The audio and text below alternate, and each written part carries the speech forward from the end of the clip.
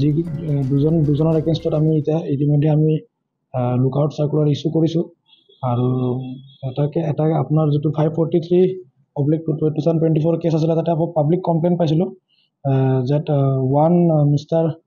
MD Sakir, son of Hafiz Muhammad Haranur Rashid of village Natupur, Bokarsal, PSN district Koringmunj আৰু তেওঁৰ লগত তেওঁৰ এজেণ্টখিনি মিলি ট্ৰেডিঙৰ নামত মানে ভুৱা প্ৰতাৰণা কৰি আছিলে মানুহ। ইতিমধ্যে আমি তাৰ এগেইনষ্টত আমি এটা কেছ ৰেজিষ্টাৰ কৰিছোঁ আৰু কেছটোত আমি গম পাইছোঁ যে তেওঁৰ লগত আৰু বহুত মানুহ জড়িত আছে, তেওঁলোকৰ লগত লগ লাগি মানুহক মানে ঠগ প্ৰবঞ্চনা কৰিছিলে। সেইটো হিচাপত তেওঁ যিহেতু এবস্কণ্ডিং আছে, আমি তেওঁ এতিয়ালৈকে পোৱা নাই, তেওঁৰ এগেইনষ্টত আমি লুকআউট চাৰ্কুলাৰ ইছ্যু কৰিছোঁ। ইতিমধ্যে দেখা গৈছে আপোনাৰ বৰ্তমানো আমাৰ এইটো ইনভেষ্টিগেশ্যন চলি আছে, আমি ফাইনেন্সিয়েল ইনভেষ্টিগেশ্যনো কৰি আছোঁ, লগতে আমাৰ যিখিনি আমাৰ পুলিচৰ প্ৰচিজাৰ থাকে সেইটো হিচাপে আমি এজ পাৰ ল আমি একশ্যন লৈ আছোঁ, ৰেড কৰা হৈছে, চাৰ্জ কৰা হৈছে।